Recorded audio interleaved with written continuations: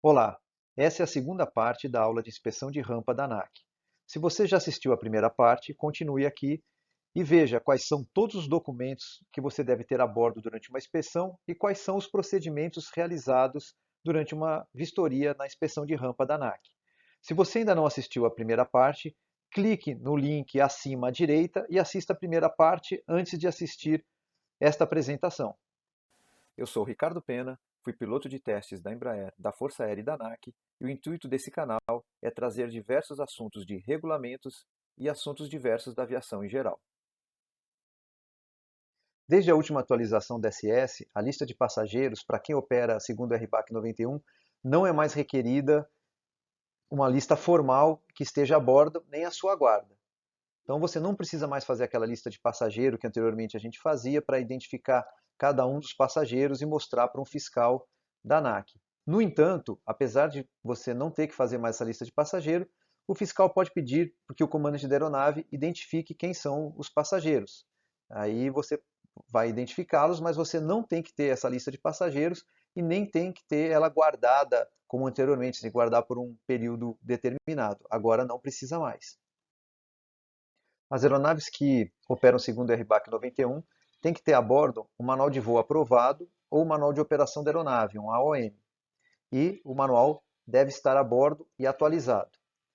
Se a sua aeronave é experimental, essa necessidade vai ser definida no CAV. Se tiver escrito no CAV que você precisa ter o manual, você deve ter o manual. Mas se o CAV não citar isso, você não é obrigado a ter um manual de voo e ele não, e, obviamente, não estaria a bordo. Mas se você opera segundo a IS 319, se você está de implante a IS 319 para operar em áreas densamente povoadas, aí mesmo a sua aeronave sendo experimental, sem um CAV que defina a necessidade desse manual, você precisa de um manual aprovado por um engenheiro a bordo, para você continuar de implante a IS 319. E esse manual pode ser digital, mas não é como os documentos todos que nós estávamos vendo até agora, que bastava uma cópia simples no celular ou alguma coisa do tipo. Nesse caso, se o manual for de forma digital, ele tem que atender a IS 91002, que versa sobre o paperless cockpit, e aí você tem que então seguir essa IS, onde vai dizer qual é o tamanho do iPad em que você pode ter esse manual, qual é a redundância, como é que você vai ter um backup, tudo isso definido nessa IS. Ou você pode ter ele impresso dentro da sua aeronave, já satisfaz esse requisito. Toda aeronave operando segundo o RBAC 91 precisa ter a bordo um checklist, uma lista condensada de verificações dos procedimentos a serem executados. Esse checklist pode ser digital, e aqui o digital significa seguindo o que está preconizado na IS 91002, a IS que trata sobre o paperless cockpit, que em breve teremos uma aula sobre isso, então se inscreva no canal. Em breve vamos ter uma aula explicando como é que é essa IS 91002 e quais os critérios para eu ficar adimplente a ISS, caso eu queira operar sem papel a bordo, com tudo eletrônico. Outro ponto passível de inspeção durante uma inspeção de rampa são as publicações aeronáuticas. Quem está operando segundo o RBAC 91 tem que ter informações adequadas e atualizadas a bordo. Por adequadas, entenda-se se você está voando visual ou se você está voando instrumento, nas aerovias de alta ou nas aerovias de baixa. Você tem que ter essas cartas adequadas ao tipo de voo que você vai fazer ou que você acabou de fazer. Elas podem ser digitais, seguindo a IS 91002, e no caso de eu estar fazendo um voo VFR, o que eu preciso ter? Quais são as publicações aeronáuticas mínimas para um voo VFR? Bom, se você está voando VFR, você tem que ter pelo menos a WAC da região onde você está voando, as cartas REA, se você vai voar numa REA, você tem que ter essa carta a bordo. E as VACs, as cartas de aproximação visual, Visual Approach Charts, dos aeródromos de destino e alternativa, caso esses aeródromos tenham VAC. Muitos aeródromos nem têm, mas se você está indo ou alternando um aeródromo que possui uma carta de aproximação visual, você tem que tê-las a bordo, bem como as cartas REA e WAC aplicáveis ao voo que você vai executar ou que você acabou de fazer antes da inspeção de rampa. Se você possuir alguma autorização para uma operação especial ou específica, segundo a RBAC 91, essa autorização tem que estar a bordo. Um exemplo disso são as aeronaves experimentais que operam adimplentes à IS 319, para operar em áreas densamente povoadas. Se você está seguindo essa IS 319, você precisa ter o formulário F319 a bordo. Pode ser também no formato digital simples, e o formulário F319 seria esse formulário aqui. Ele tem que estar a bordo e você precisa mostrar para o fiscal caso você esteja adimplente a IS 319. O manifesto de carga, depois da última atualização da SS, para quem está operando segundo a RBAC 91, exceto se estiver operando segundo a subparte K, não precisa mais ser feito e estar a bordo. Então, agora é dispensado desse manifesto de carga. No entanto, o comandante pode ser requerido a demonstrar para o fiscal que o voo dele foi realizado dentro dos parâmetros do manual de voo. Para isso, ele pode usar informações do diário de bordo, por exemplo, e do manual de voo, mostrando que o voo foi todo realizado dentro desses parâmetros do manual. Também, ele pode demonstrar como é que foi feito o cálculo de peso e CG, o que vai ter que incluir qual é o peso total de decolagem, peso máximo da aeronave, qual foi o CG que ele voou ou vai voar e quais seriam os limites do CG. Para isso, ele pode usar uma ferramenta digital, sem aprovação da ANAC, como, por exemplo, um programinha simples que ele pode ter no celular ou no iPad dele, ou num computador, e ele usa esse programa e demonstra para o fiscal que essa foi a ferramenta que ele usou para fazer os cálculos de peso e CG. Ou você também tem uma opção de usar condições pré-definidas. Eu acho isso bem interessante. Você pega os piores casos de CG dianteiro e peso e piores casos de CG traseiro e peso, imprime esses cálculos e depois você demonstra para o fiscal que você está dentro desses critérios, você está dentro dessas situações limítrofes. Ou quando você costuma sempre voar para locais pré-definidos, com combustível pré-definido, você também pode imprimir essas condições que são usuais e corriqueiras para você e mostrar isso para o fiscal durante a inspeção. MEL, a Minimum Equipment List. Caso você tenha uma MEL aprovada, ela vai ter que estar a bordo da aeronave se você opera segundo a RBAC 91. Isso pode ser feito do formato digital simples. Por que eu estou frisando tanto aqui a formato digital simples e comparando com aquele formato digital que tem que ser adimplente à IS 002? É porque essas coisas que são adimplentes à IS 002 são as que você vai ter que usar em voo.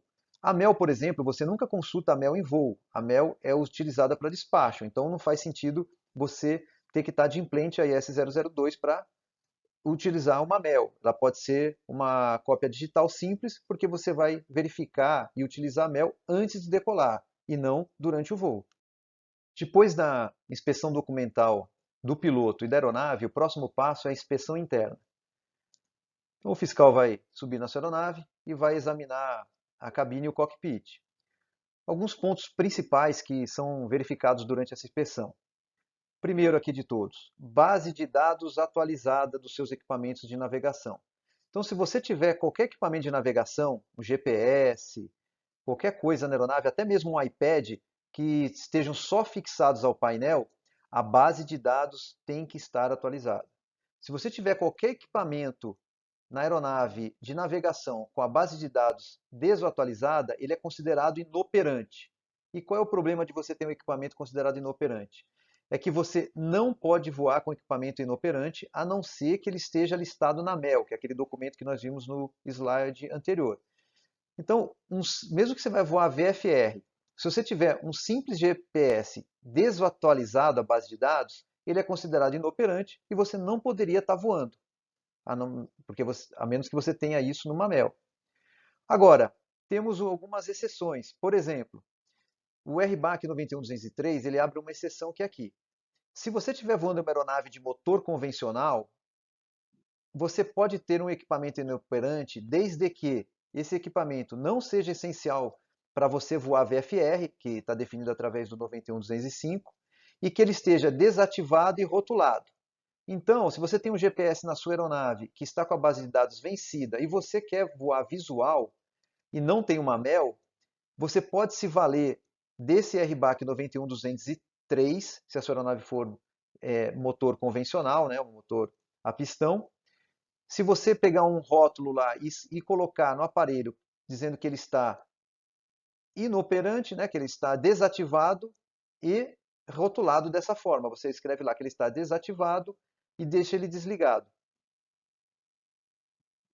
Seguindo na inspeção interna, ainda vai ser verificado o extintor de incêndio portátil na validade, e esse extintor de incêndio não tem que estar fixado, ele não pode estar solto atrás de um banco, e na validade. Uma lanterna portátil, se você estiver voando em FR ou VFR noturno, e usar o celular como uma lanterna portátil, não pode. Você tem que ter realmente uma lanterna portátil se você estiver voando IFR ou VFR noturno. E o ELT, o transmissor localizador de emergência, também vai ser checado. Lembrando que se sua aeronave é leve esportiva ou ela é voltada ao aerodesporto, um Portable Locator Beacon, o PLB, atende esse requisito, não há necessidade de ser exatamente um ELT. Depois, então, lá do cockpit, a inspeção da cabine, de paques e de carga, aonde vai ser visto se o layout está de acordo com a planta baixa. Então, lembra aqueles slides anteriores, onde nós falamos da planta baixa, e agora vai ser checado em loco se o layout da sua aeronave está de acordo com a planta baixa que você tem e que foi apresentada ao fiscal. E as aeronaves que forem pressurizadas, operando segundo o RBAC 91, e que voam a mais de 14 mil pés, vai ser checado se você tem o O2 suplementar, vai ser checada a sua quantidade de oxigênio, se você tem o suficiente, no caso dela ser pressurizada e voar acima de 14 mil pés. Se você for voar sobre a água, mas a sua distância de planeio, na altura que você está voando, for maior do que a distância que você está afastado da costa, você não precisa cumprir nenhum requisito de colete salva-vidas, ou dispositivo pirotécnicos, bote salva-vidas, nada. Agora, se você estiver voando sobre a água além da distância de planeio, você é obrigado a ter colete salva-vidas e dispositivo sinalizador pirotécnico, e um colete por pessoa a bordo da aeronave. Se você for mais longe ainda sobre a água, se estiver afastado mais de 100 milhas ou 30 minutos, nesse caso que for menor, você vai ser obrigado a ter colete salva-vidas com luz, um para cada ocupante, um bote inflável com luz sinalizadora e dispositivo pirotécnico com capacidade que dê conta de todas as pessoas a bordo da aeronave e kit de sobrevivência preso ao bote. Então aqui exemplo, foi para Fernando de Noronha, tem uma inspeção de rampa em Fernando de Noronha, vai ser checado colete salva-vida para todo mundo que está a bordo da aeronave, bote inflável com luz sinalizadora e dispositivo pirotécnico e kit de sobrevivência preso ao bote. Agora, vou fazer um voo na costa, mais afastado mais que a distância de planeio. Um colete salva-vidas e um dispositivo sinalizador pirotécnico já basta e você já atende o requisito. Terminada então a inspeção interna, o fiscal vai passar a inspeção externa. Na inspeção externa, vai ser checado o estado geral da aeronave, se tem gotejamento de fluidos, pneus, etc. Ver a condição geral da aeronave como ela está. Depois também vai checar as marcas, no caso de aeronave restrita, leve esportiva, experimental, segundo a RBAC 45, vão ser checadas se essa aeronave possui as marcas na aeronave. E ainda, se as matrículas, o Papa Tango, Papa Sierra, a matrícula da aeronave, se ela está nas dimensões corretas, que são de 50 centímetros na asa e 30 centímetros na fuselagem e penagem, para as aeronaves certificadas. Se a sua aeronave ela for leve esportiva ou experimental e a velocidade máxima calibrada dela for abaixo de 180 nós, essas dimensões são menores. 30 centímetros apenas na asa e 15 centímetros na fuselagem e na empenagem vertical. Outro item da inspeção de rampa é a verificação dos procedimentos que foram adotados pela tripulação. Como é que o fiscal vai fazer isso? Ele pode fazer entrevistas aos tripulantes, os passageiros, pessoal de terra, e verificar se todos os procedimentos de embarque, desembarque e do voo foram feitos de forma correta.